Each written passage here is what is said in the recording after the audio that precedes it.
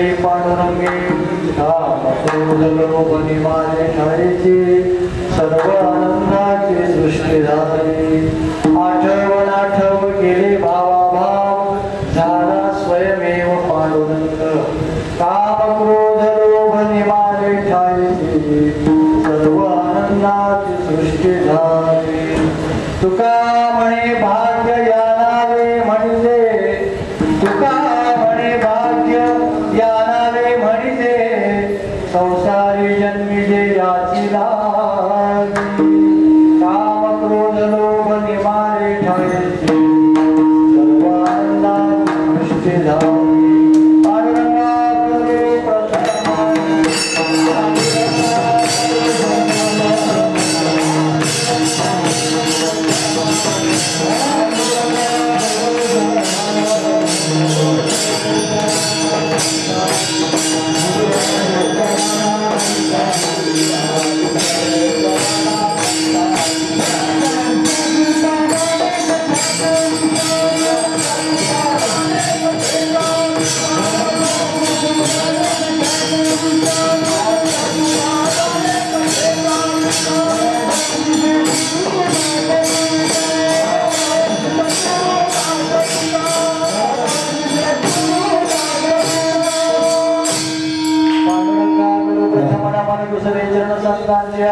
त्यांच्या कृपाला कथेचा विस्तार बाबाचे सद्गुरु दास तुका ओम नमो ज्ञानेश्वरा करुणा करा दया तुमचा अनुग्रह पावन झालो चरणी नमो सद्गुरु तुकड्या ज्ञान कृपा नमो सद्गुरु सच्चिदानंद रूपा नमो सद्गुरु भक्त कल्याण मूर्ते नमो सद्गुरु भास्करा पूर्ण केले सेवेला मी सेवक झालो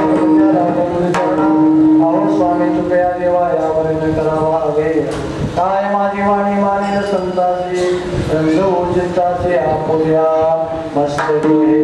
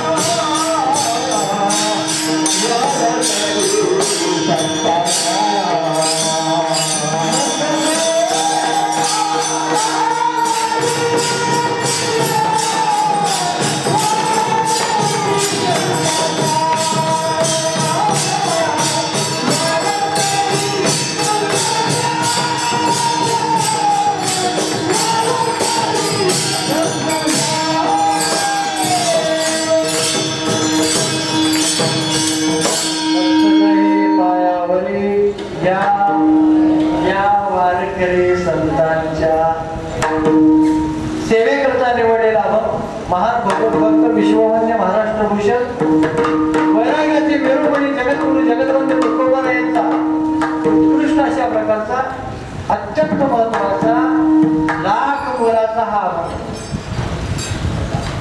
त्या अभंगाला कितीही जरी विशेष वर्णन केलं तरी गाथ्यामध्ये मला तर असं वाटतं गाथ्यामध्ये नंबर 1 वरचा जर अभंग कोणता असेल तर हा अभंग आहे.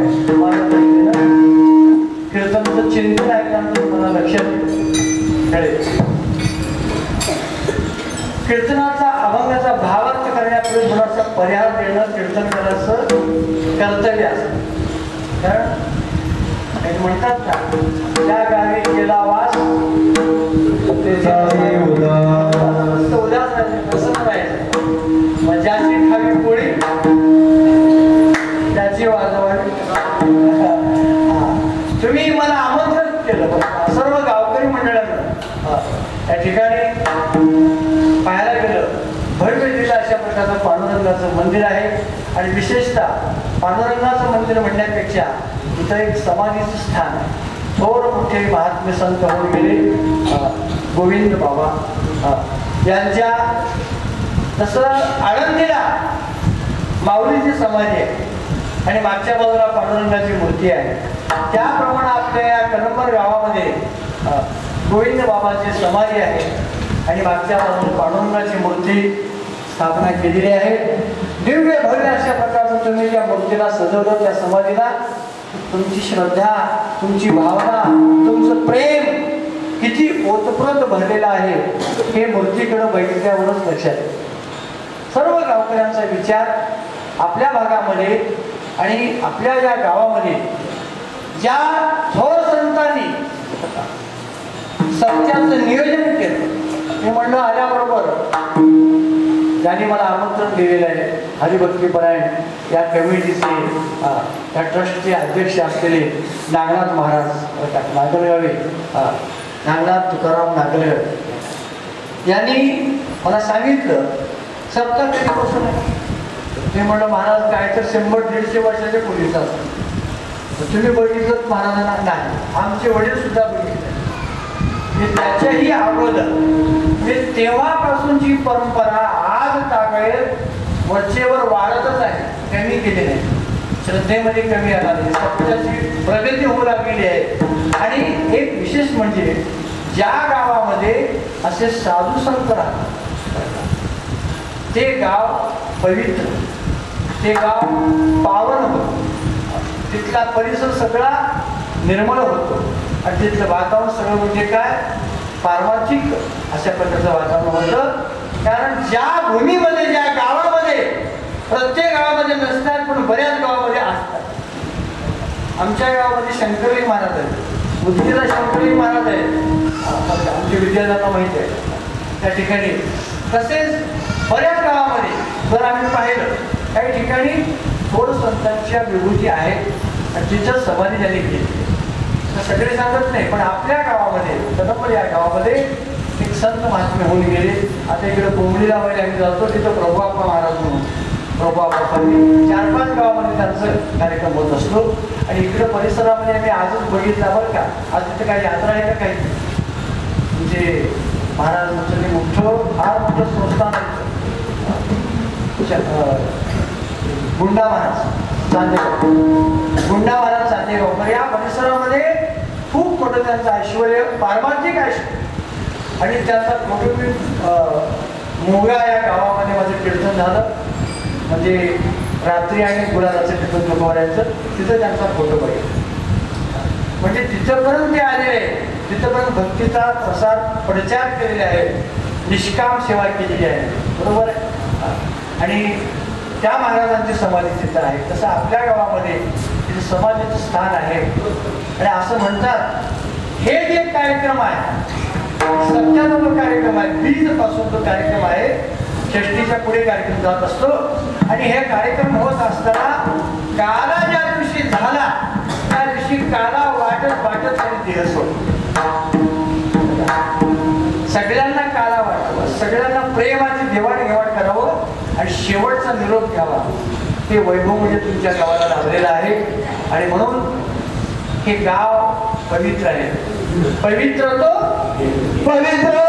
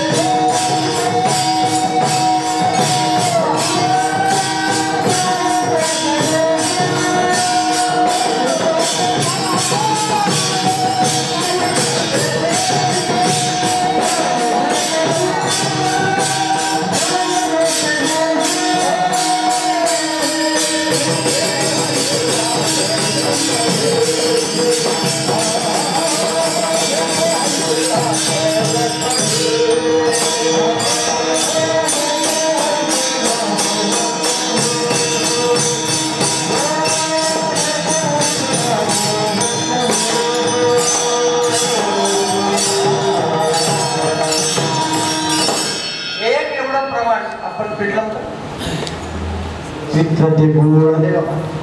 आपण गाव चेंडेगाव पवित्र ते कुळ पावन देश जेथे हरीचे दास जन्म घेतली.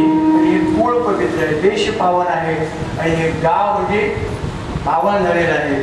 म्हणून या संतांच्या नगरीमध्ये त्या भव्य अशा मंदिरामध्ये जगद्गुरु तुकोबारायांचे बीज पासून सप्त्याला सुरुवात झालेली आहे आणि आज सप्त्याचा 5वा दिवस. त्या 5व्या दिवसाची सेवा माझ्याकडे आलेली आहे. बरेच नामांकित महाराज आपण त्यांची कीर्तन ऐकलेली आहेत, पुढे ऐकणार आहात. अनेकाची कीर्तनं तुम्ही ऐकून त्या कीर्तन करण्यापेक्षा फार वर्ष तुम्ही माल दिल्याचं काम कीर्तनकार येतात जातात का, पण सगळ्यांचं ऐकून तुमच्याकडे भरपूर असं ज्ञान होत आणि तुम्ही महेशाच्या मूर्ती आणि मी दुबळाचे जसे भक्ती बोल जरे गंगावती स्वीकार. तुम्ही महेशाच्या मूर्ती आहात. त्या ठिकाणी तुम्हाला सर्व परमात्म्याचं ज्ञान दिलेलं आहे. ज्ञान ग्रहण करणं म्हणजे तुमच्याकडे फार मोठी शक्ती आहे. म्हणून तुम्हाला कमी समजायचं नाही, तुम्हाला श्रेष्ठ समजून कीर्तन करावं. आम्ही श्रेष्ठ समजत, तुम्ही श्रेष्ठ आहात, कळालं.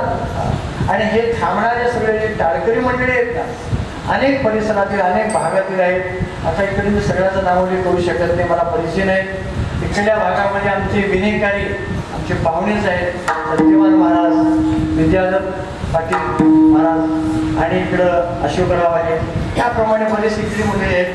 इकडं तुकाराम महाराज आहेत आणि ते इकडं आत्ता चेंडेगावचे आहेत. आणि नारायण महाराज त्यांनी मृदंगाचे सुंदर साथ करतात, परभणी या परिसरातून आलेले आहेत. आणि त्याचबरोबर महिला पुरुष सर्व.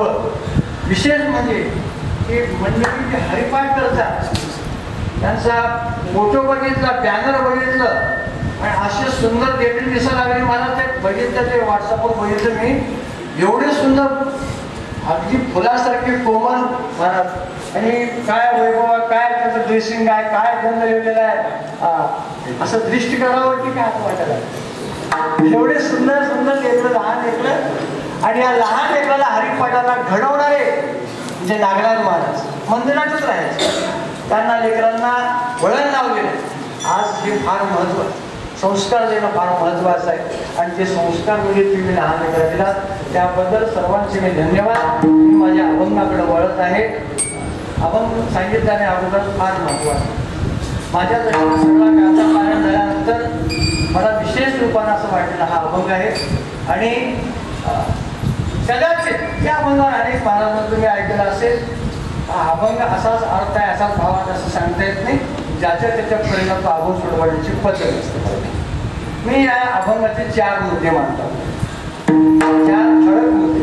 जसं अगोदर ठळक बातम्या असतात, विस्तार असतो, असं ठळक मुद्दे कोणते 4 चरणाचा अभंग. तरी थोडा अजून राहिलं माझं.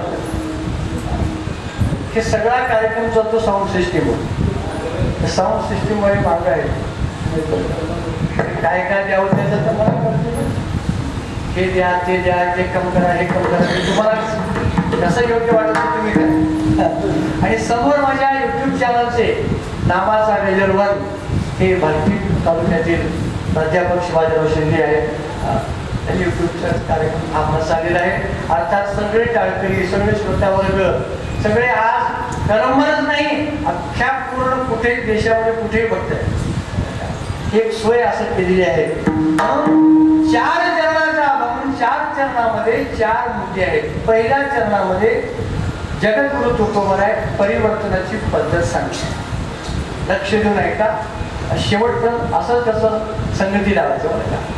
प्रथम चरणामध्ये परिवर्तनाची पद्धत सांगते. दुसऱ्या चरणामध्ये अभंगाच्या आनंदाच्या प्राप्तीची साधना सांगतात.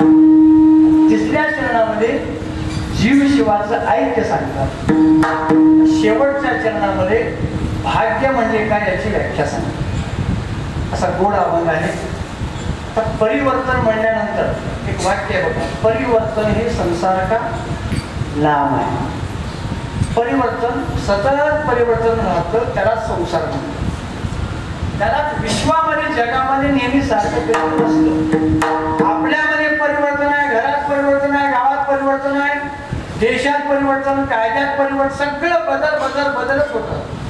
नेहमी एकच कधी राहत सारखा बदल होतो. बदल वाईटाकडून चांगल्याकडे व्हावा का चांगल्याचा वाईटाकडे व्हावा? बदल करायचा आहे. वाईटाकडून चांगल्याकडे जावं का चांगल्याकडून वाईटाकडे जावं? वाईटाकडून चांगल्या. अज्ञानाकडून ज्ञानाकडे जावं का ज्ञानी अज्ञानाकडे यावं? अज्ञान अवस्थेतून ज्ञानाकडे जावं.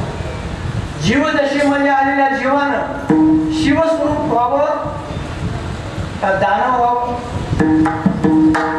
जीवानं देव व्हावं का दानव व्हावं? एकाच वाक्यात उत्तर द्यायचं, जास्त द्यायचं.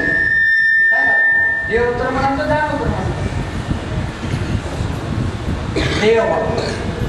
देव होण्यासाठी साधन आहे, दानव होण्याला काही साधन नाही. लवकर होत. म्हणून त्याला म्हणायचं परिवर्तन. आणि परिवर्तन होत असताना नेहमी सृष्टीमध्ये 3 प्रकारामध्ये होते. तुम्ही सगळे याचं चाणाक्ष आहात. माझ्यासमोर काही महाराज मंडळी बसलेले आहेत बरं का. आमच्या गातक्यातले हनुमान महाराज आहेत, त्यांचे बंधुशिवाजी महाराज आहेत, सगळी मंडळी आहेत.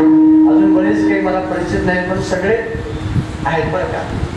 म्हणून परिवर्तन परमात्मा करत असताना 3 प्रकारामध्ये सृष्टीमध्ये परिवर्तन होतं, व्यक्तीमध्ये परिवर्तन होतं आणि सगळ्यावर का त्याला म्हणतात ना, जशी दृष्टी तशी सृष्टी. जशी आपली दृष्टी राहते तशी सृष्टी तयार होत असते. आता मी तुम्हाला सांगतो, सोपं सांगतो 3 प्रकारामध्ये परिवर्तन कसं होतं बघा. मुळामध्ये ब्रह्मांडाचं चालक मालक देवता 3 आहे. 3 देवता आहेत. कोणकोणत्या? लहान लेकर बोलतात पण का मोठी माणसं का बरं बोलावं असं वाटते त्याला. आणि बोलत असताना चुकलं तर का बरं शावच गप्प बसा. तुम्हाला कसं राहिलं तुम्ही सांगा. लहान लेकर खरा उठत नाही. मूळ देवता 3 कोणकोणत्या? 3 देवता मूळ. एक सांगतो, ब्रह्मदेव, पुन्हा विष्णू, महादेव. 3 देवता आहेत, ब्रह्मा विष्णू महेश. बस संपलं. या 3 देवता काय तर एक काय करतात? सृष्टी निर्माण करतात आणि एक पालन करतात आणि एक संहार. म्हणजे सृष्टीमध्ये सुद्धा पालन करणं, संहार करणं आणि उत्पन्न करणं हे 3 कामं 3 देवतेकडून होतात. बघा आता कसा परिवर्तन होणार.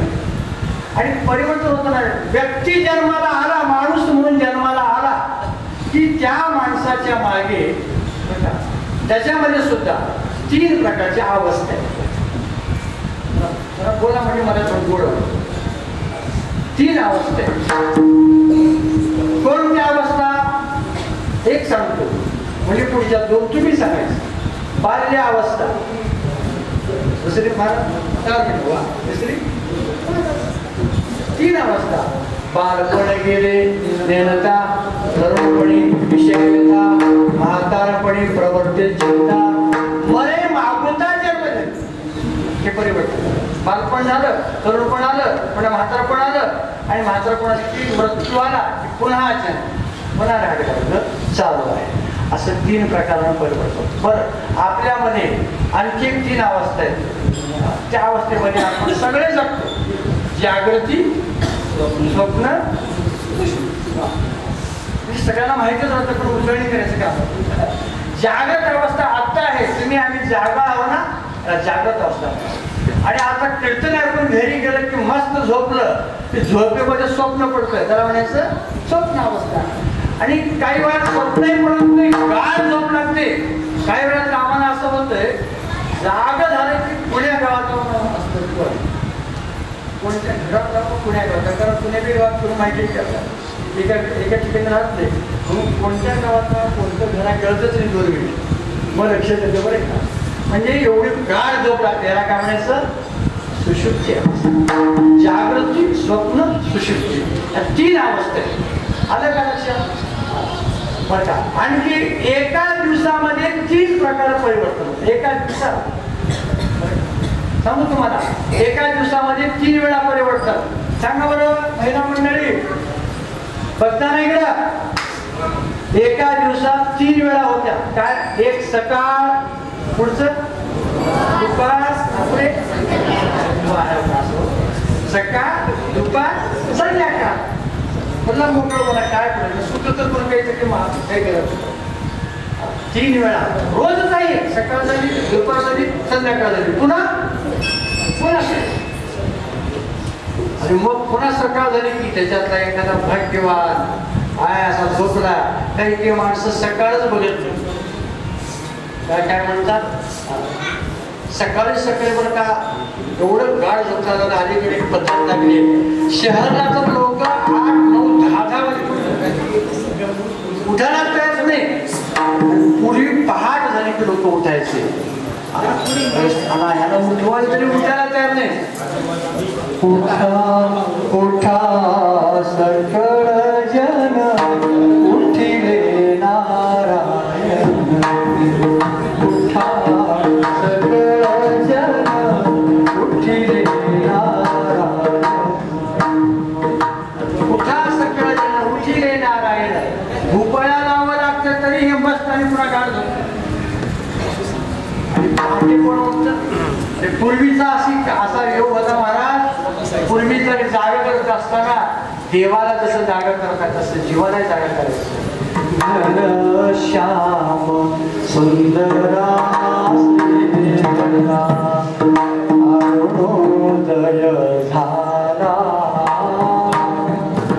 उठिल करी मनमारी मनमारी.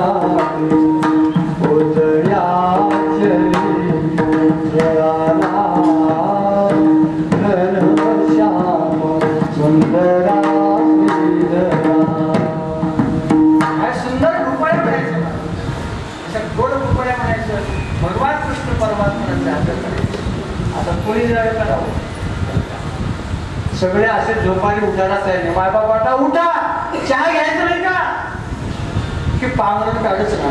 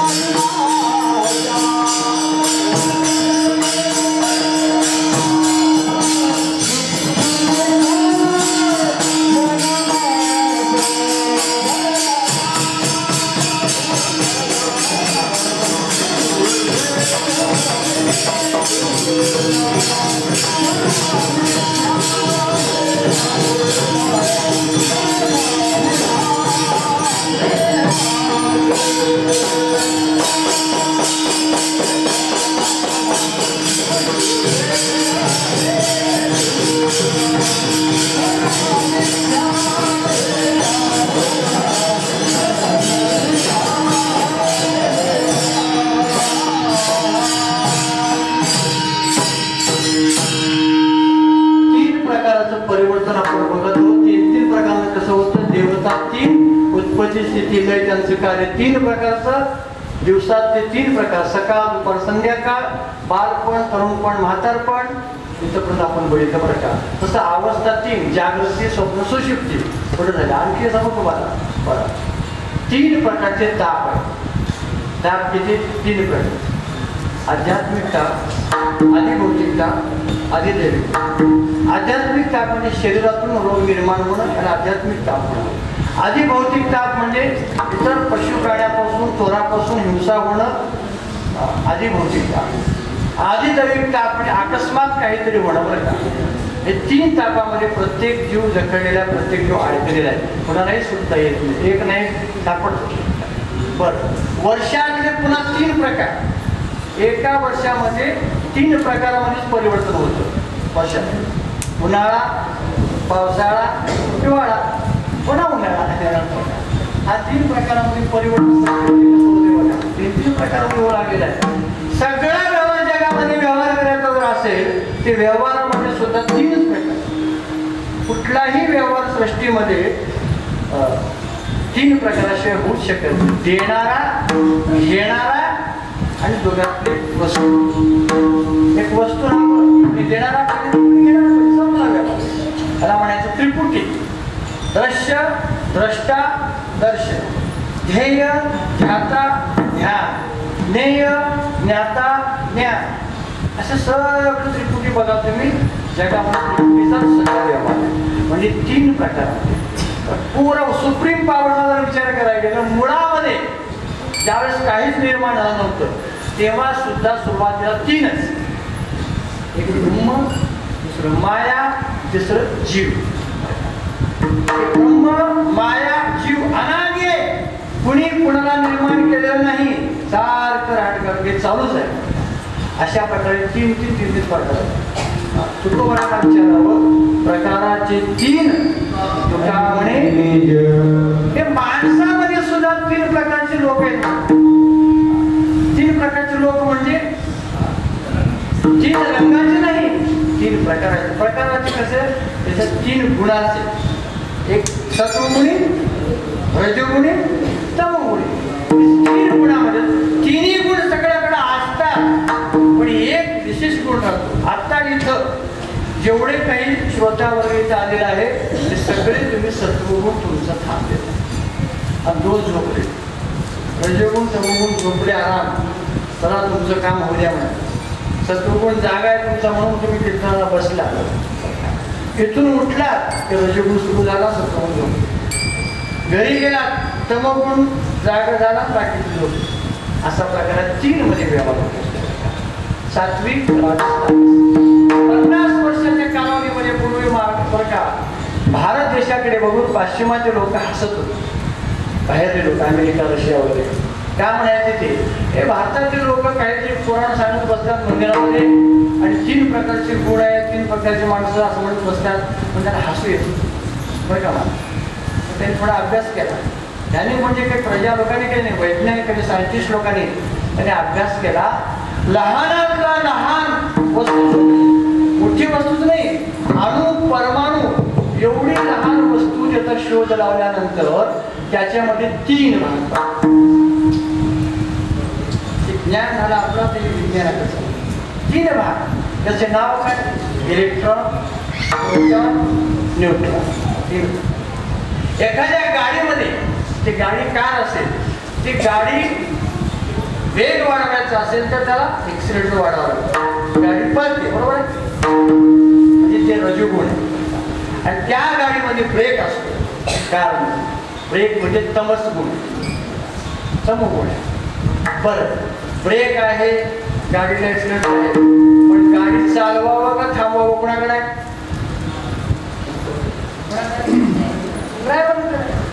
ड्रायव्हर म्हणजे सत्व. त्याच्याकडे गाडी किती वेग द्यावा किंवा थांबवावं हे जसं त्याच्याकडे काम आहे ना, तसं जीवाकडं हे आपली संसाराची गाडी, जीवनाची गाडी किती वेगाने न्यायची आहे, कुठं थांबवायचे आपले जीवाचं लक्ष ठेवायचं. असे 3 प्रकार पडतात. एखादं काय केलं, असे बरेच पुष्कळ सांगता येतील बरं का. एक काय म्हणतात त्याला, अंध व्यक्ती आणि एक चांगला मित्र, आणि दोघं असं घोड्यावर बसून चालले होते. तेवढ्या दोळस व्यक्तीने सांगितलं, म्हणलं बाबा थोडं थांब मित्रा, थोडं थांब इथं. म्हणलं काय थांबवलंस? ते म्हणलं इथं शेतामध्ये जर बघितलं ना, शेतातून आपली वाट चाललेली आहे आणि इकडं प्रक्रिया लागल्या, प्रक्रिया लागल्या कुठे आणि काय मी समोर रस्त्यावरच आहे, थोडं घेतो मी म्हणलं. आणि ते खाली उडी मारलं. ते घोड्यावर बसलं होतं आंधळ.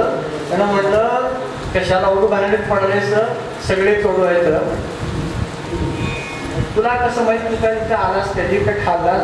नाही म्हणा, मला माहिती आहे अनुमानाप्रमाणे मला अंदाज लागतो का ज्या अर्थी रस्त्यावर सुरक्षित आहे त्या अर्थी त्याला कोणी हात लावला नाही, त्या अर्थी कडू असल्या पाहिजे.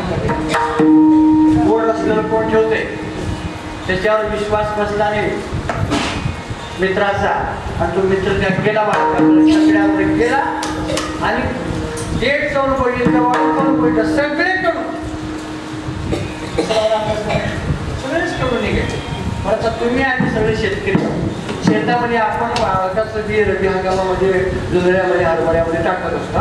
पण टाकल्यानंतर मला सांगा, सगळेच कडून राहतात का? नाही. सगळे गोड राहतात का? नाही. मग त्याच्यामध्ये काही कडू राहतात, काही गोड राहतात आणि काही मिश्र. म्हणजे त्या एका प्रक्रियेमध्ये एका वाळकाचा जो प्रकार असतो ना, त्याचा भाग असा आहे. कसा भाग असतो?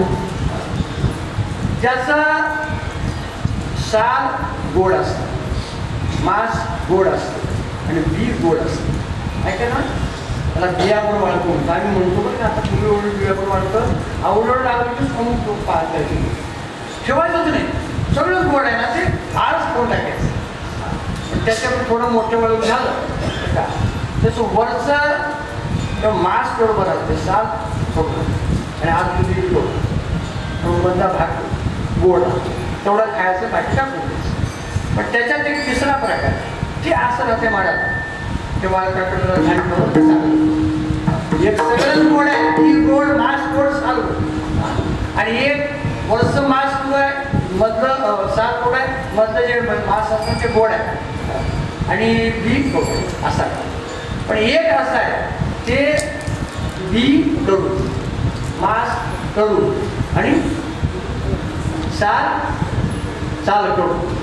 साल कडू म्हणजे किती राहिले माणसं आणि सगळेच कडू आहे. आणि गंमत अशी असते. तर हे का सांगायचं आपल्याला, आश्रयच काही माणसं आहेत त्याच माणसाचे सज्जन, दुर्जन आणि सत, हे तीन प्रकार. कसं असतात? दुर्जन सगळंच कडू, आत कडू बाहेर कडू, त्याला दुर्जन म्हणा. आणि सज्जन बाहेर गोड आत कडू. बाहेर लोकांना असं वा वा नमस्कार नमस्कार काय भेटले, खूप दिवसाने भेटले, पण तुम्हाला बोलायचं.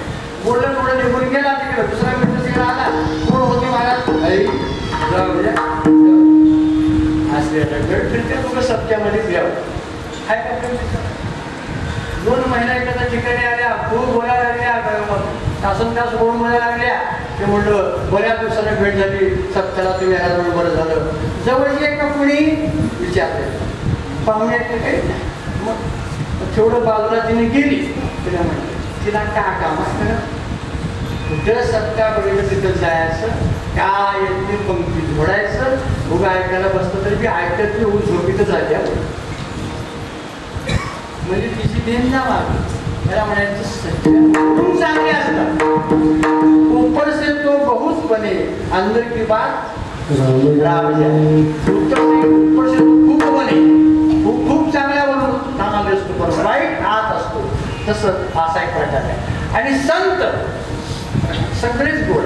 संताचं बरं का आत बाहेर सगळं अशा प्रकारे 3 वर्ग येतात. आणि हे सांगण्यासाठी जगद्गुरु तुकोबाराय म्हणतात, जर त्या वाळकामध्ये पूर्ण कडू आहे, बी कडू, मांस कडू, साल कडू, तेच वाळून होते की सगळं कडू असतं. म्हणून मला सांगायचं एवढंच आहे, परिवर्तन का म्हणतात, कुणालाही वाईट म्हणायचं नाही.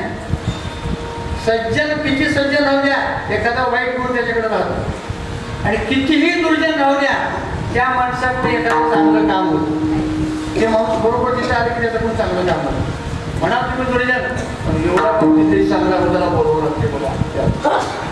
आणि गुण असतो ना त्याप्रमाणे वाईट गुणाला म्हणायचं नाही. आणि आज प्रत्येक इतिहास आहे पुराणामध्ये इतिहासामध्ये ज्यांचा ज्यांचा परिवर्तन झाला ती माणसं सज्जन होती, अतिशय वाईट होती. वाईट माणसात परिवर्तन झाला तर ते वाल्याच्या वाल्मिक वाल्यापुढी पापी वाल्मिक ऋषी झाला. अहो बरेच असं उदाहरण सांगता येईल की ते निकृष्ट आहेत, अतिशय वाईट आहेत. त्यांच्यात एकदा परिवर्तन झाला की देवानं त्याला कृपा जर केली तर ते ऋषी तुल्य होतात ना. आणि म्हणून जगद्गुरु तुकोबार अभंगाच्या पहिल्या त्यांना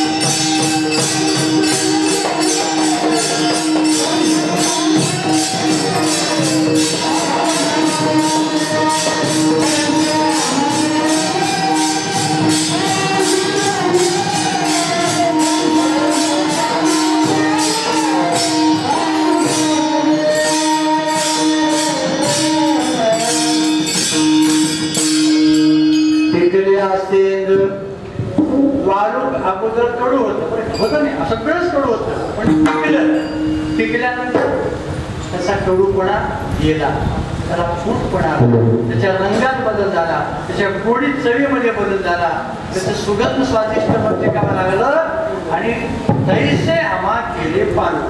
तसं मानवी जीवनामध्ये आल्यानंतर वाईटातून चांगली अज्ञानाकडून ज्ञान मार्गाकडे जावं, वाईटातून चांगल्या मार्गाकडे परिवर्तन व्हावं, याचंच नाव हे खरं परिवर्तन आहे. आणि कधी बघा जेवढी माणसं कधी चांगलं कधी वाईट असं मध्यमवर्गीय लोक असतात ना, ते तसंच असतं. त्याच्यात बदल होत नाही जास्त. बदल करायच्या भावनेचा बदल करणारे एकच नंबर 1चे. नंबर 1चे बदमाश लोक तेच नंबर 1चे चांगले होते. नंबर 1ची बेवडीच माणसं नंबर 1चा वारकरी होता. अहो कधी कधी आता झाले म्हणा कलावंत सगळे असलेले इकडे बी राहायचं, कधी कधी तिकडे बी जायचं, कधी कधी तिकडे 10 रुपये उभं राहायचं, कधी कधी तिकडे जायचं, मला कधी इकडे बी येऊन. आता काय बांधलं करावं नाही, याच्यात बदल होत नाही. याच्यात बदल झालाच तर मार काढून गंज पुसून बरं का तिकडंच जाईल, पण इकडं पुढे जाऊ शकतो. पण एखादा खराच बेवडा जर असेल त्याच्या आयुष्यामध्ये त्याला कोणी एकदा कळालं, दोघे घडे त्यागे अंगाई ते भूत ऐसे उपराटे वर्म धर्मा अंगीच आनंद. आणि त्याला जर परिवर्तन झालं, त्याच्या जीवनात बदल व्हायची वेळ आली, त्याला एकदा कळालं. कारण भोगल्याशिवाय याच्यातलं लक्षण कळत नाही. वाईट आहे का चांगला हे त्यालाच कळत असतं, पण त्याला मर्यादा आहे. आणि एकदा कळालं की तो बरोबर त्याग करतो. घडलेला इतिहासातला एक गोष्ट असतो. एक इतिहास तज्ञ आहे, इतिहास तज्ञ त्यांच्या बाबतीमध्ये असं लिहिलेलं आहे म्हणा बरं का, एक वाक्य आहे, there has never been a god like man and so godless. असं ते वाक्य कुणाला H.G. विल्सन यांनी लिहिलेलं आहे. देअर हॅज प्रकार never been a god like man and so godless म्हणते. हे कुणाला म्हणलेलं आहे? जगाच्या पाठीवर एक गौतम बुद्ध मुनी, त्या गौतम बुद्धाच्या बाबतीमध्ये त्यांनी काढलेली उद्गार आहे त्या सांगतो. कारण गौतम बुद्धासारखा देवमान्य देवासारखा बरं का पुरुष आणि माणसामध्ये श्रेष्ठ आणि देवाच्या तुलनेमध्ये येणारा जर कोण असेल तर ते गौतम असं त्यांनी वाक्य लिहिलेलं आहे. आणि त्यांनी त्यांच्याच संबंधातला एक शिष्य होता. बदल कसा झाला सांगतो पुढे जातो. एक राजकुमार होता, त्याचं राजकुमाराचं नाव होतं श्रवणक. श्रवणक नावाचा राजकुमार होता आणि गौतम बुद्ध त्याला दीक्षा देण्यासाठी प्रयत्न गौतम बुद्धांना.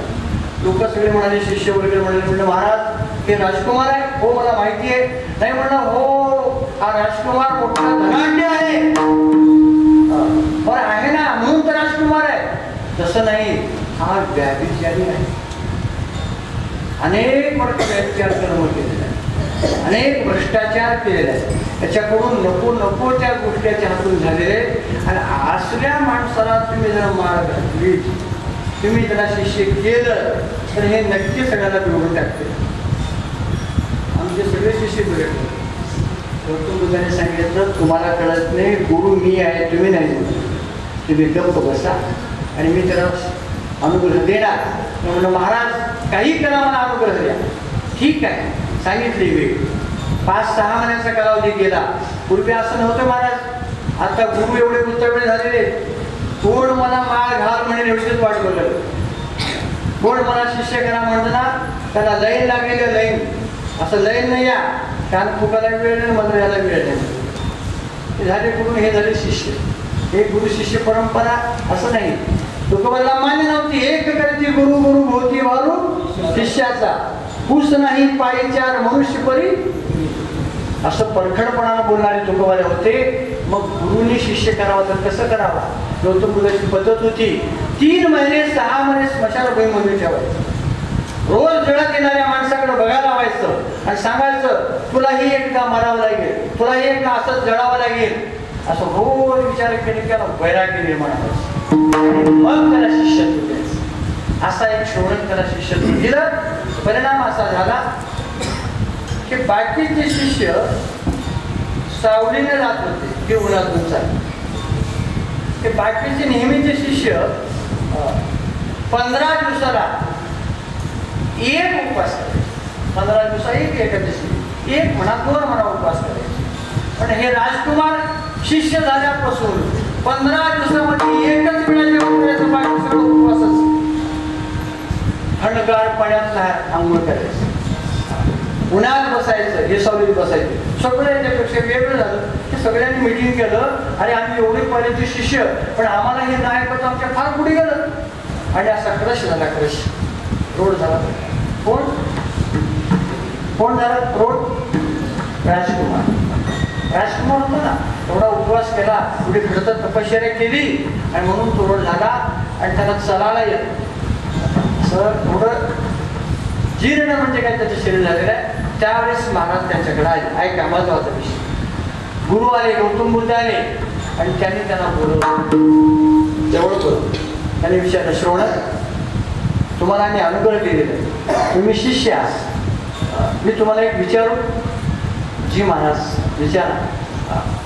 तुम्ही राजकुमार आहात? हो महाराज. तुम्ही राजकुमार असताना तुमच्या राज दरबारामध्ये, तुमच्या बैठकीमध्ये, तुमच्या त्या हॉलमध्ये तुम्ही सुंदर वीणा वादन करत होता असं मी ऐकले, बरोबर आहे? हो म्हणलं महाराज, मला वीणा वादन करता येते. बरं, वीणा वादन करत असताना ती वीण्याची तार जास्त ताणली तर गोड आवाज निघतो का? तर तुम्ही सुद्धा वीणा वाजवते, कधीकडे वीणा वाजवते. वीण्याची तार जास्त ताणली, मधुर गोड आवाज येतो का? अशी बरोबर येत. मग काय होतं? तुटते. ते विना पाणी बारक्या मुलाच्या हातात विना मेळा दिलं का नाही, त्याला उगं बसा वाटत नाही, ते उगं असं करतात, असं त्याला लागतात. असं करता करता त्याट मग उठतो, सगळे दारात ओढून पाहत विण्याची. त्याला कळत नाही ना. बरं, जास्त ताणी तर तुटते आणि कमी केलं तर बद्ध आवाज येतो, मधुर आवाज येतो. पण संगीत गोड आवाज मिळायचा असेल तर काय करावं लागेल? राजकुमारी सांगितलं, महाराज, धीर केलं तर बद्ध आवाज येतो, ताणली तर विण्याची तार ताणली तर तुटून जाते. मध्यलय ठेवावं, मध्यलय ठेवले की त्याचा मधुर असा आवाज येतो.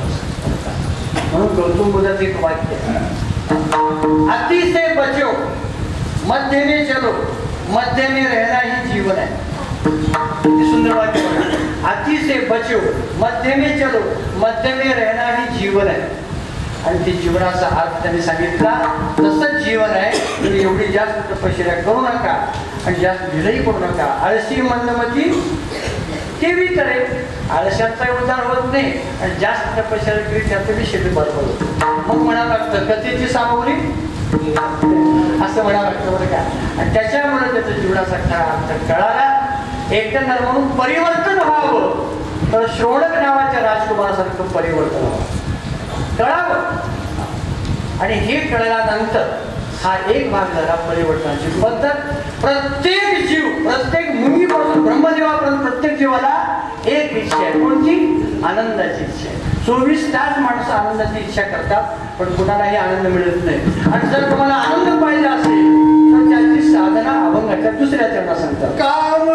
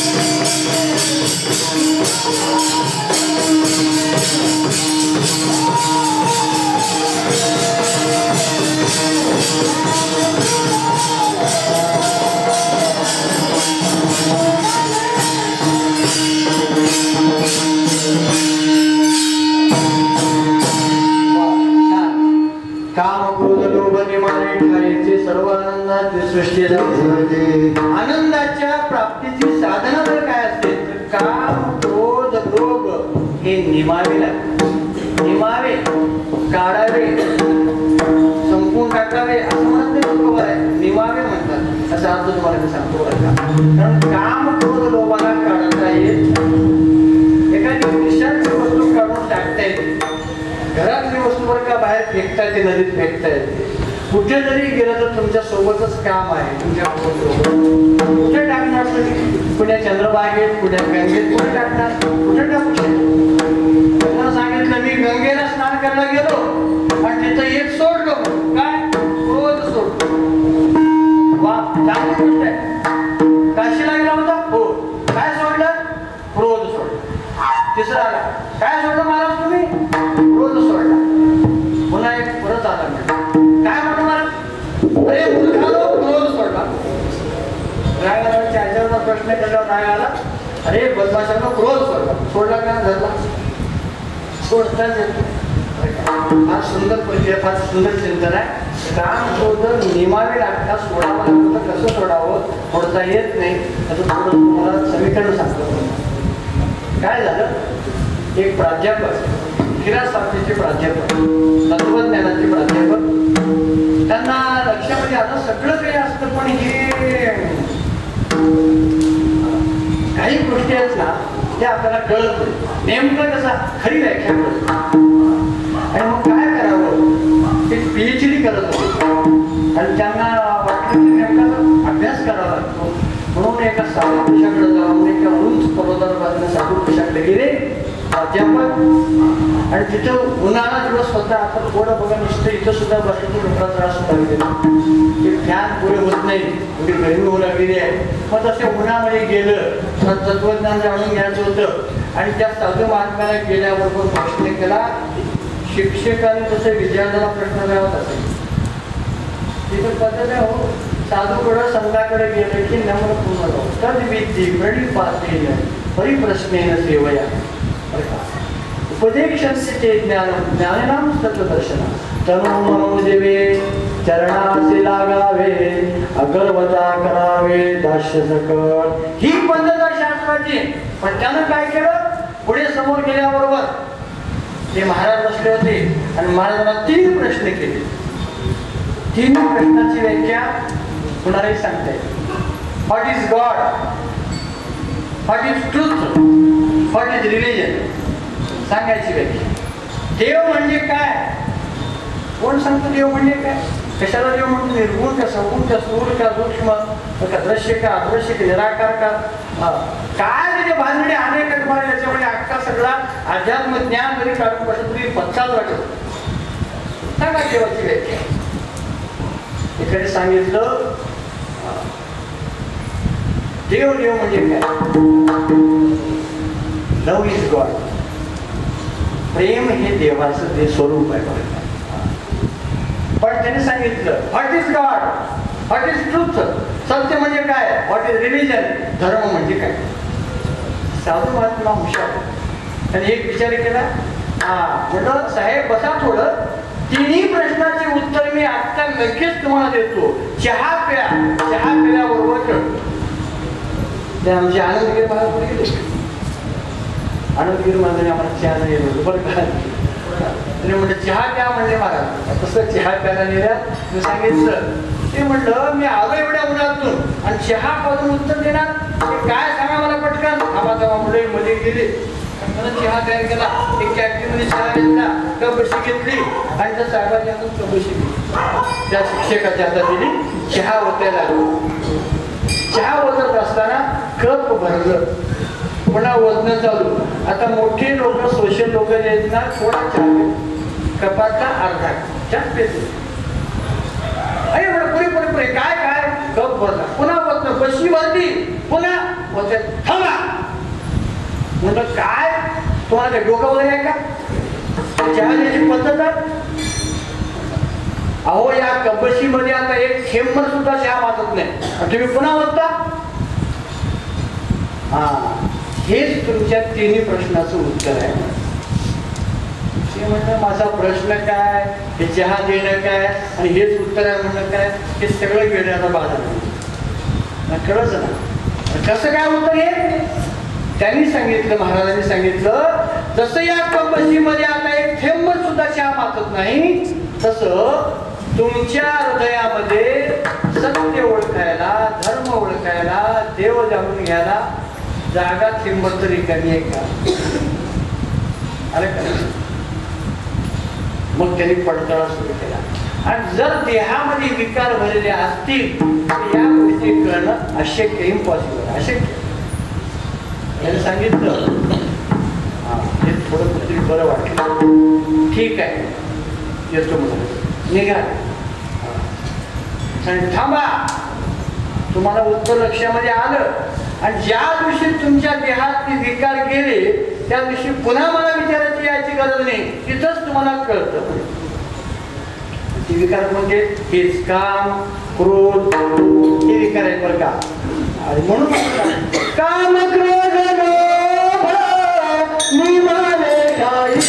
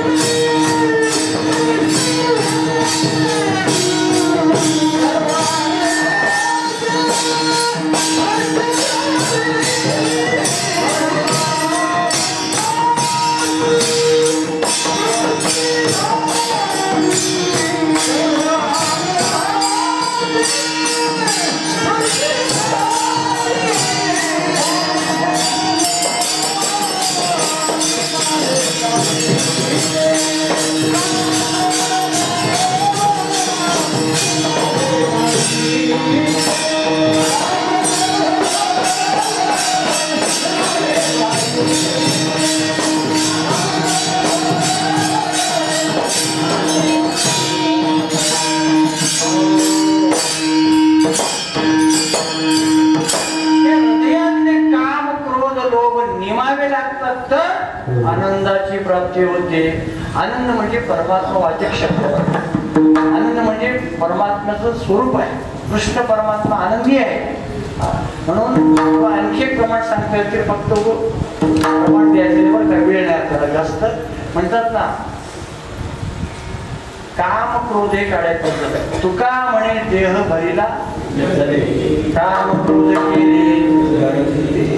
देहामध्ये, शरीरामध्ये देव थांबायचं जर असेल तर हे विकार घालावे लागतात. आणि हे काम क्रोध विकार घालायचं म्हणजे फार अवघड आहे. बड्या लोकांना कळलं नाही. हो काय सांगावं, तुम्ही खरं का खोटं उत्तर द्या.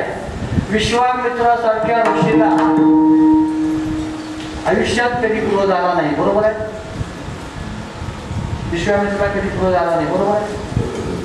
नाही, त्यामुळे विश्वामित्र क्रोधी होते. किती क्रोधी होते. मी ब्रह्मऋषी व्हावं म्हणून वशिष्ठाचे 100 पोरं मारणार, एवढे क्रोधी. देवाचा राजा इंद्र, पण इंद्राला कामाच्या आधी इंद्र गेला होता का नाही, गेला होता. इंद्र सुद्धा देवाचा राजा कामाच्या आधी पछाडलेला होता. विश्वामित्र ऋषी क्रोधाच्या आधी गेलेले आहे. आणि लोभाच्या बाबतीत जर पाहायला गेलं तर सगळे जे नेतेगण जे लोक आहेत ना, सगळे भ्रष्टाचार. सगळे नेतेगण लोक आहेत ना, लोभामुळे एवढा लोभ त्यांना वाढलेला आहे मला, सगळा खूप भ्रष्टाचार. आज तुम्ही टीव्हीवर बघतो आपण बरं का, बड्या लोकांना कोणाचे 351 करोड, कोणाचे 600 करोड, एवढे लोक, एवढे भ्रष्टाचार. म्हणून अनेकांनी बरं का लोभाचे आलेले देश बर्बाद केलेला आहे. हे 3 फार भयानक आहे बरं का. आणि म्हणून भगवद्गीता सांगते, त्रिविधं नरकस्य द्वारं नाशनमात्मनः कामः क्रोधः तथा लोभः तस्मात् एतत्त्रयं त्यजेत्. हे 3 नरकाचे द्वार आहेत, काम क्रोध लोभ. म्हणून या तिन्हीचा नाश करायला तिला काढून टाकायचं आपण बोलू बरं का. हे कसे तुम्हाला अनेक काम वाढला की व्यभिचार, क्रोध वाढला की हिंसाचार होतो आणि लोभ वाढला की भ्रष्टाचार होतो. 3 प्रकार आहेत. हे सगळ्या अशा गोष्टी वाढतात ना, मग किती एकापेक्षा एक भयान आहे. एक कवी म्हणतात, वर्णन करतात बघा. जल से पतला कौन है कौन भूमि से भारी, जल से पतला कौन है कौन भूमि से भारी, कौन अगन से तेज है कौन काजल से काली. 4 प्रश्न. त्या प्रश्नाचं उत्तर तो कवी देतो. जल से पतला पतला, जल से पतला ज्ञान है, पाप भूमि से भारी, क्रोध अगन से तेज है और कलंक काजल से काली. रंग दे चुनरिया श्याम दिया मोरे, रंग दे चुनरिया, रंग दे चुनरिया, रंग दे चुनरिया, रंग दे चुनरिया, रंग दे चुनरिया श्याम दिया मोरे, रंग दे चुनरिया. हे पाण्यापेक्षा जलसे पतला ज्ञान आहे आणि पाप भूमीपेक्षा ऊर्जा आहे आणि आगीपेक्षा भयानक जर कोण असं क्रोध आहे. कलंक काजल से काजल, हे फार महत्वाचे विषय आहेत. आणि हे ज्यावेळेस नेमाने जातात, आता नेमण्याची पद्धत 2 मिनिटं सांगतो, भजन घेऊ. 2च मिनिटं सांगतो. हे कशी नेमता येत नाहीत, पण कसं करावं. एकाचा त्याग पहिला करायचा. कोणाचा? काम. काम म्हणजे कामना. काम ज्याचा त्याग केला की क्रोधच येत, लोभही येत. आणि कामना वाढली की कामनेची पूर्ती होत नाही म्हणून क्रोध येतो. आणि क्रोधामुळं मिळत नाही पुन्हा म्हणून लोभ निर्माण होतो. हे एकापेक्षा एक वाढतात. म्हणून चिंतन करू नका, ध्यान करा. एक सुंदर प्रक्रिया आहे का बरं का. काम काढायचे आहे, काम काढायचे आहे, क्रोध मला काढायचे आहे असं जर तुम्ही रोज विचार जर केला तर तुम्ही क्रोधित होता, तुम्ही कामुकच व्हा, तुम्ही लोभीच व्हा. मग काय करा, चिंतन करू नका. चिंतने चिंतने तद्रूप. त्याचं चिंतन करावं ते स्वरूप तुम्हाला प्राप्त होतं. आम्हाला ते स्वरूप प्राप्त करून घ्यायचं नाही, त्याला हाकलायचं आहे, त्याच्यापासून दूर राहायचं आहे. मग हे करा, तुम्ही ध्यान करा. ध्यान करा बरं. काम काय, ध्यान लांबून करा. काम राहत मग काय राहतो तिथं ब्रह्मचर्य. क्रोधाचं चिंतन, क्रोधाचं ध्यान करा, क्रोध राहत नाही तिथं क्षमा तयार होईल.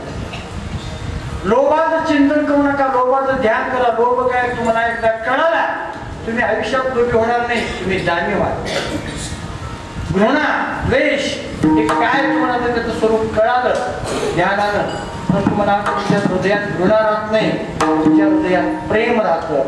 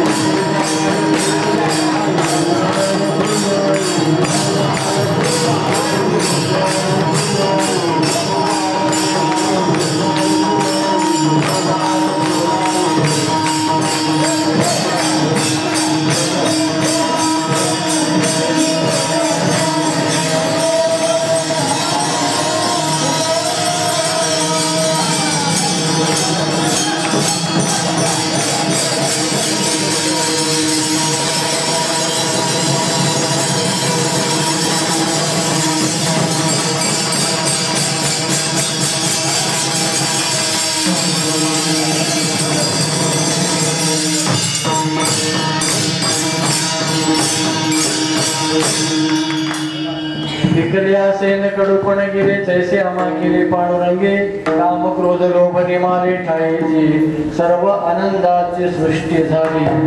काम क्रोध लोभ गेले, विकार गेलं, प्रेम निर्माण झाल्याबरोबर सगळ्यांनी असं सुंदर टाळ्या वाजवल्या नाचून भजन केल्याबरोबर इथं काय मिळालं? आनंद. आनंदाचे डोही आनंद आनंदाचे डोही आनंद आनंदाचे अंग आनंदाचे अंग आनंदाचे डोही आनंदाचे डोही आनंद तरंग. आनंदाची प्राप्ती केव्हा होते? ते विकार जावे लागतात. दोन प्रकार आपले झालेले आहेत. आपले फक्त आता 10 मिनिट शिल्लक. मला सांगितले बरं का, 11 वाजता कीर्तन बरोबर बंद. आता भजन झालं, शेवटची चाल 1 म्हणा 2 म्हणा, माझं बंद करून 10 मिनिटात बरं का, तुमच्या मनावर आहे. म्हणून पुढचे 2 चरण आहेत. विकारावर मात केली. कामना एक काम नाही झालो पाहिजे. ज्याच्या चित्तामध्ये कामना नाही, अपेक्षा नाही बरं का, तिथं देव ज्याचा दास होतो. चित्ती नाही आस त्यांचा पांडुरंग दास. आणि एक लक्षात घ्या, कामना रूपी अपेक्षा ही जर वाढवली तर जेवढे आपल्याला मिळालेले सुखाचे भोगायचे सगळे. एक बिरबल बादशाहाने बिरबलला सांगितलं, सर असे एक रेषा होती आणि सांगितलं, सगळ्या पंडितांना बोलवलं, या रेषेला हात न लावता न पुसता लहान करा. कसं करावं लहान? कुणालाही जमणार. सगळं डोकं खाजून पडलं, कुणाला काही कळच ना. बिरबल आला आणि एवढी रेषा असं ओढली होती ना, याच्या बाजूला दुप्पट रेषा होती. राजेसाहेब बघा म्हणलं, कोणती रेषा? आपण बघितले, त्याला हात लावलं का, त्याला मोडलं पुसलं का, काहीच केलं नाही. मग काय केलं? हे रेषा वाढवली. तसं आपल्या जीवनामध्ये आपण सत्वगुणाची रेषा वाढवली की हे बाकीचे रजोगुण तमोगुण हे विकार आपोआपच कमी होतात. म्हणून सत्वगुण हा प्रधान आहे. सत्वगुण हे आयुष्यमान आहे. बुद्धी वाढत असते, आयुष्य वाढत असतं. सात्विकपणा हा सगळ्यात श्रेष्ठ आहे. 17 वाजेमध्ये सगळं वाढणारे बघ त्याच्यामध्ये. म्हणून हा आनंदाची प्राप्ती झाली. आणि तिसरा प्रकार आहे जीव शिवाचं ऐक्य. जीवाना जीवदशा सोडावी आणि शिवस्वरूप देव पहावया गेलो येथे देवाची गुणे खेळो. या बोधाला प्राप्त होण्यासाठी काय केलं पाहिजे? अभंगाचं तिसरं चरण.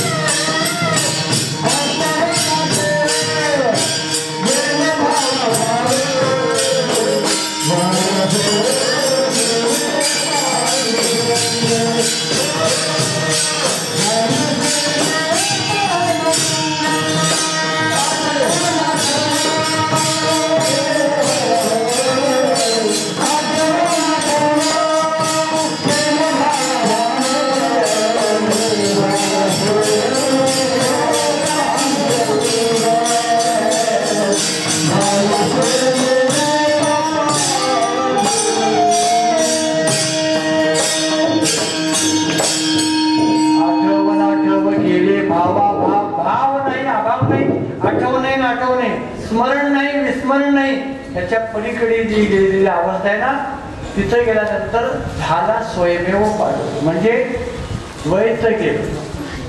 समस्त विश्व हे द्वैतानं भरलेलं आहे. आणि ज्याच्याकडचं द्वैत गेलं त्या ठिकाणी द्वैत जोपर्यंत आहे तोपर्यंत माणसाला बंधन आहे, तोपर्यंत भय आहे. तुझे जवळजवळ घडे तो संसार भय द्वैत असतो. तुझे खंडे तरी अवघा बोला तो हरी. द्वैत गेलं की काय बोलतो हरी तो. तसं आठव गेलं बघा. गंगेचा ओघ आहे ना समुद्राकडे जात असतो. जात असताना गंगा संकल्प करत नाही की कसं जावं, पुण्यामध्ये जावं, कुठलं मॅनेजमेंट करत नाही. बरं काय एकदा निघाली जसं दिशा मिळत तसं जाते आणि समुद्राला जाऊन भेटते. एकदा समुद्राला गंगा गेली की परत येत नाही. येते का? परत येऊ शकत नाही. गंगा समुद्र रूप झाली.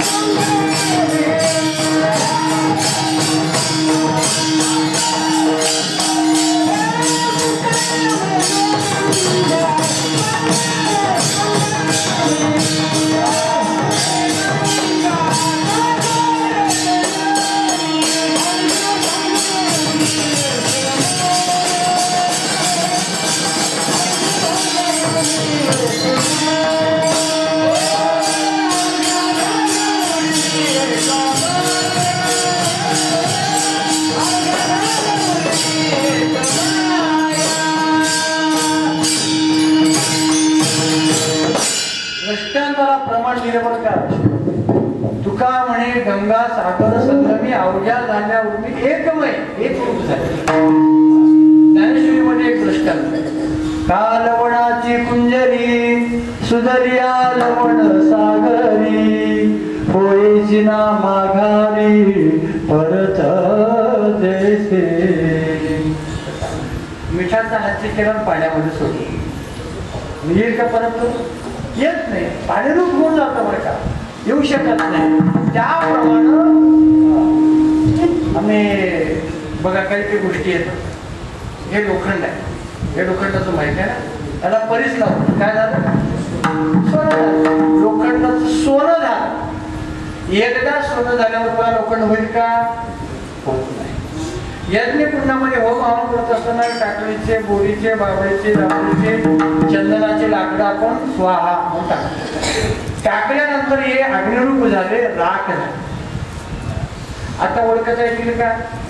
बाबळीचे कोणते, लिंबाचे कोणते, टाकळीचे, चंदनाचे कोणते लाकडं कळत नाही. फक्त एक रूप झालं, संपला. परिस्थिती फार मोठा बदल झाला, परिवर्तन झालं. दही आहे, दुधात विरजण टाकलं काय झालं? दही झालं. दह्याचं मंथन केलं काय झालं? काय झालं? टाक झालं. टाकावर असं हात करून काढली, लोणी निघाली. आणि ते लोण्याचा मस्त गोळा केला, लोण्याचा गोळा केला आणि ते लोणी चांगलं कडवलं, खमंग वास आला. काय झालं? तूप झालं. आता त्या तुपाचं ताक करा, होतं का? दूध करा, दुधापासून निर्माण झालं, माझं दूध का होत नाही? तसं जीव दशा जरी असली, सरोपता, समीपता, स्वरूपता आणि सायुज्यता, चारी मुक्ती एकदा सायुज्यता मोक्ष मिळाल्यानंतर पुनराजन्म नाही, पुनर्जन्म नाही. याप्रमाणे आता याच्यापेक्षा सोपं आमचे गुरुजी सांगायचे परभणी. नुकत्याच मुलीचं लग्न झालं की तिच्या चित्तामध्ये तिच्या नवऱ्याचाच आठवडा आणि आल्यानंतर माहेरच्या सगळ्या मैत्रिणी तेच सांगते, माझे मालक खूप चांगले बरं का, त्यांना 70,000 पगार मिळतो आणि हे कधी आलं की मला काहीतरी खायला तरी घेऊन येतात, काहीतरी मेकअपच्या वस्तू घेऊन येतात, कधीतरी रिकामं येतात. तेवढ्यामध्ये कधी माझं डोकं वगैरे दुखायला लागलं आणि मी जर झोपले असेल बरं का. माझे मालक एवढे हळवे होतात, तिकडे इकडे बघून झेंडूबाम कुठे बघतायत आणि झेंडूबाम म्हणून स्वतः बरं का डोकं जातं.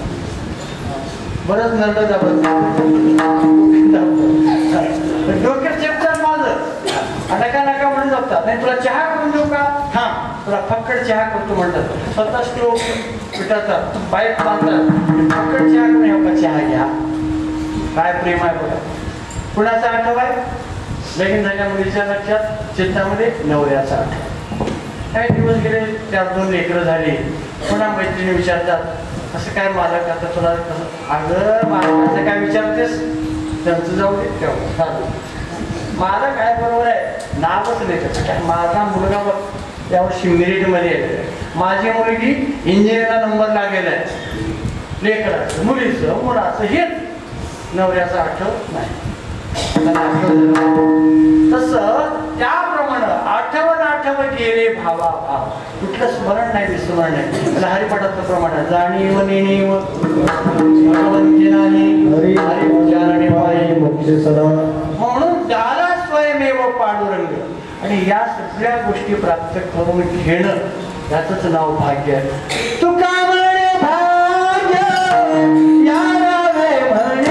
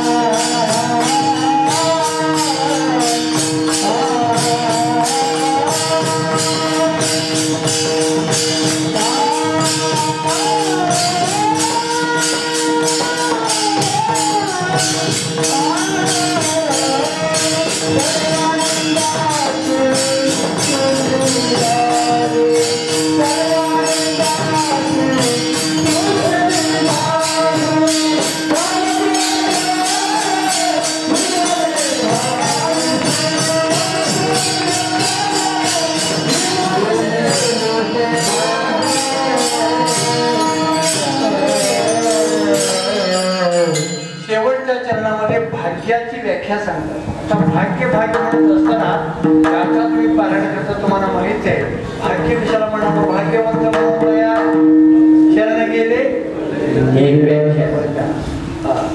आणि भाग्य भाग्य म्हणजे काय, संतांचं सानिध्य प्राप्त होणं म्हणजे भाग्य. भाग्य तरी नव्हे धनपुत्र दारा कधी संतांजवळ भाग्य देवाजवळ भाग्य असं म्हणाले तुकोबार आहे. या अंगात मात्र आजचं व्याख्याचे वेगळे. तुका म्हणे भाग्य या नावे जाणे, त्याला भाग्य म्हणावं. कशाला भाग्य म्हणावं, तर ज्याच्या जीवनामध्ये आमूलाग्र बदल झालेले आहे, परिवर्तन झालेलं आहे, ज्याच्या जीवनातले काम क्रोध लोभ हे विकार निमारे आहेत आणि ज्याचं जीवन परमात्मय झालेलं आहे, देव स्वरूप झालेलं आहे, तेच खरं भाग्य आहे. त्यालाच भाग्य म्हणावं. आणि याच गोष्टी प्राप्त करण्यासाठी संसारामध्ये जन्माला यावं. ज्ञानेश्वर